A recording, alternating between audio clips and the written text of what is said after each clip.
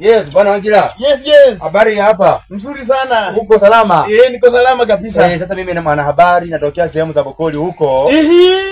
Naitwa Kiprono ama Sengewe Bokoli. Nasikianga. Ndio nifanyia kwa mahojiano 2-3. Kwanza kwa jina lako rasmi unaitwa nani? Mimi kwa majina yangu rasmi naitwa Wangila ofisi Oliama Pukembe Kometia.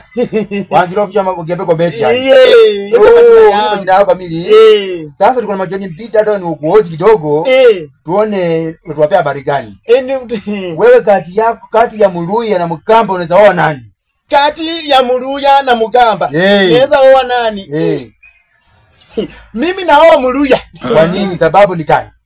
Kwa sababu Muluya anakupigia busu mabukali. Alafu Muluya ukimupika vipoko mingi akienda kwao anarudi tu bila pinganisi. Anarudi bila pinganisi?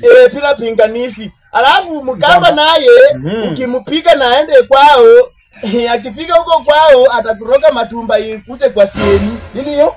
Anakuroga matumba ikuje. Nini? Matumba yani hii mashini yako, anakuroga hii mashini yako na inakuja kwa sieni. Radiator.